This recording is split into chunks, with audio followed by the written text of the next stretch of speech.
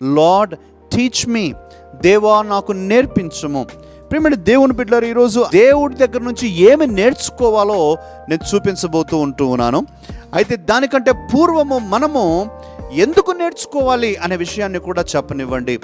ఒక వ్యక్తి ఎందుకు నేర్చుకునే స్వభావం కలిగి ఉండాలి అని అంటే, జీవితంలో అభివృద్ధి సాధించాలి అని అంటే ఒక వ్యక్తి నేర్చుకునే స్వభావం కలిగి ఉండాలి. ప్రేమైన దేవుని బిడ్డలారా, మీరు ఆలోచించండి, చిన్నతనం నుంచి ఇప్పటి వరకు అనేక విషయాలు క్రమక్రమంగా నేర్చుకునే దాన్ని బట్టే ఈరోజు మనందరము కూడా ఒక స్థితిలో ఉంటూ ఉన్నాం.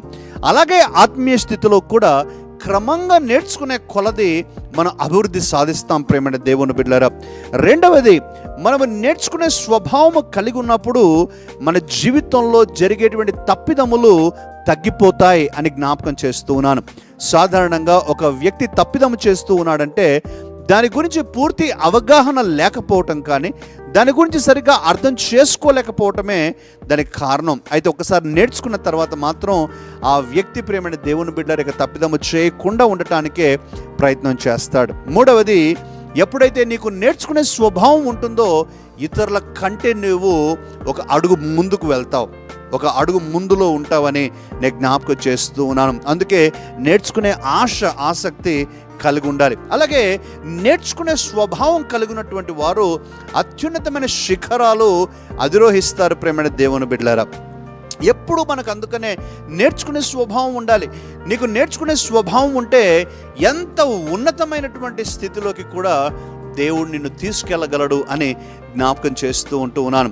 ఐదవది, ప్రియమైన దేవుని బిడ్డలారా, ఎప్పుడైతే నీకు నేర్చుకునే స్వభావం ఉంటుందో నీవు పరిపూర్ణుడుగా తయారవుతూ ఉంటావు, పరిపూర్ణతను సంపాదిస్తూ ఉంటావు. ఎలాంటి పరిపూర్ణత?